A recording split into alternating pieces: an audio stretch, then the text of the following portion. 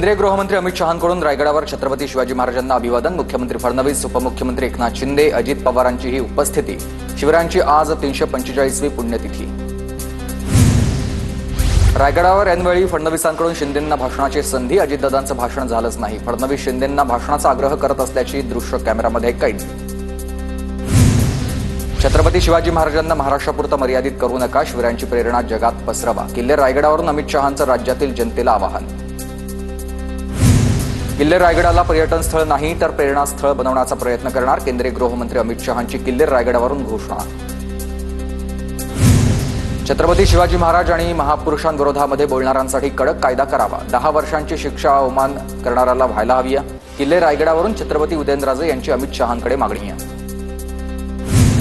शिवरायांचा अपमान करणाऱ्यांना टकमक टोकावरून ढकलून दिलं पाहिजे, पण आपण लोकशाहीनं चालणारे आहोत, त्यामुळे याबाबतीत आम्ही कडक कायदा करू। किल्ले रायगडावरून मुख्यमंत्री फडणवीसांची माहिती।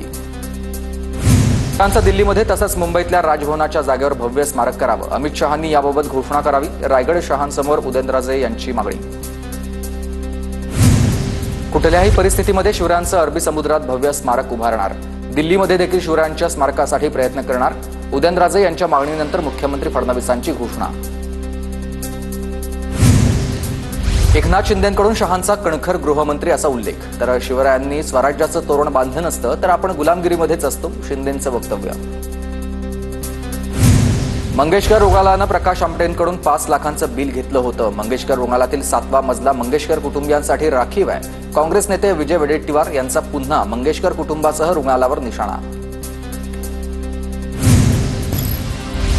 अमित शहा सुनील तटकरेंच्या निवासस्थानी भेट देणार आहेत। शहांच्या रायगड दौऱ्यामुळेच पुन्हा एकदा पालकमंत्री पदाची चर्चा आहे। शिवसेना आणि राष्ट्रवादीमधील वादामुळे रायगडचं पालकमंत्री पद स्थगित आहे।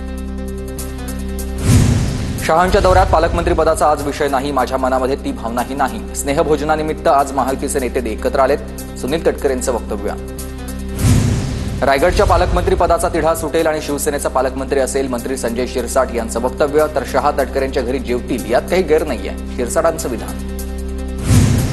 खबर पत्ता चली क्या, एसएनशी गट असं कॅप्शन देऊन राऊतांकडून बकऱ्याचा फोटो ट्विट करण्यात आलाय। पुढील 2 ते 3 दिवस थांबा, माझ्या ट्विटचा अर्थ कळेल। संजय राऊतांची आपल्याच ट्विटवर मोठी प्रतिक्रिया।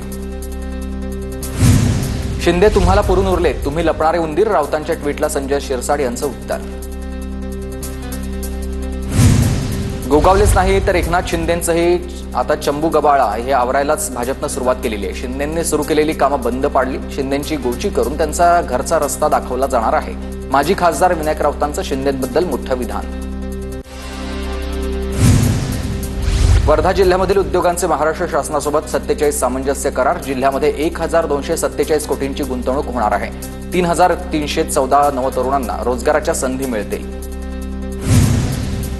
पुण्याच्या आंबेगावमध्ये माजी मंत्री दिलीप वळसे पाटलांनी जनता दरबार घेतलाय, नागरिकांच्या विविध समस्या जाणून घेतल्या।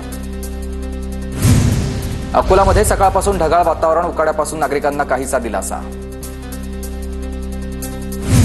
वाशिम जिल्ह्यात यंदा 4 लाख हेक्टरवर खरीप पिकांच्या पेरणीचा अंदाज। 83,243 क्विंटल बियाण्यांची कृषी आयुक्तांकडे मागणी।